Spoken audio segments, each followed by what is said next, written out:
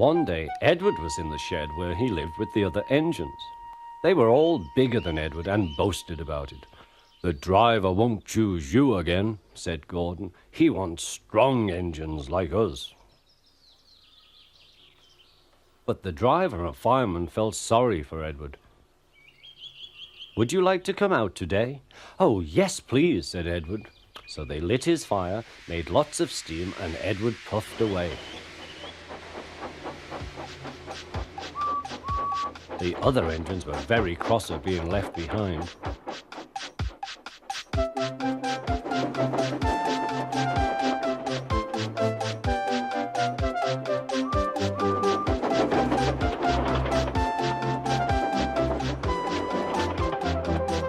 Edward worked hard all day.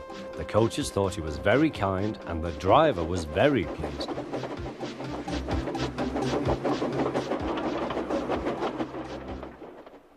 "I'm going out again tomorrow," Edward told the other engines that night. "What do you think of that?"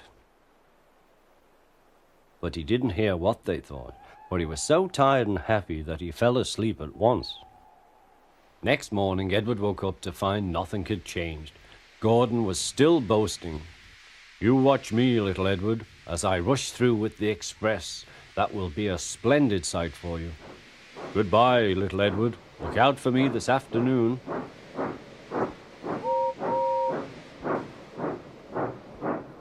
Edward went off to do some shunting. Edward liked shunting. It was fun playing with trucks. He would come up quietly and give them a push. Then he would stop and the silly trucks would go bump into each other. "Oh!" they cried. "Whatever is happening?"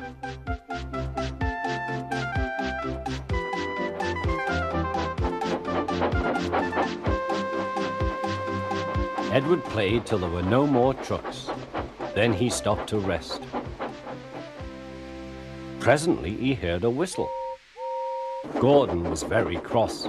Instead of nice shining coaches, he was pulling a lot of very dirty trucks. "A goods train, a goods train, a goods train," he grumbled.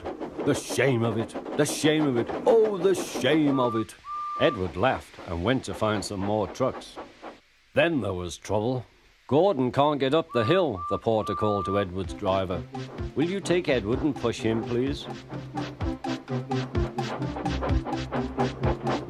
They found Gordon halfway up and very cross. His driver and fireman were talking to him severely. "You're not trying." "I can't do it," said Gordon. "The noisy trucks hold an engine back so."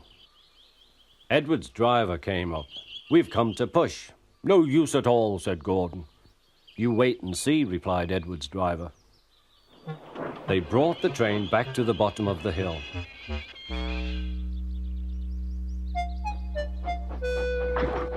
"I'm ready," said Edward. "No good," grumbled Gordon.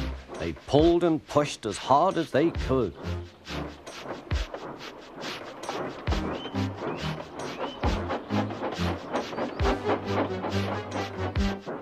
"I can't do it, I can't do it, I can't do it," puffed Gordon. "I will do it, I will do it, I will do it," puffed Edward. Edward pushed and puffed and puffed and pushed as hard as ever he could. And almost before he realized it, Gordon found himself at the top of the hill. "I've done it, I've done it, I've done it," he said proudly. He forgot all about Edward and didn't wait to say thank you. Edward was left out of breath and far behind.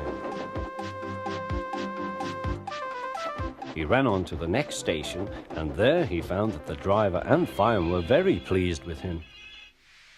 The fireman gave him a nice long drink, and the driver said, "I'll get out my paint tomorrow and give you a beautiful coat of blue with red stripes. Then you will be the smartest engine in the shed."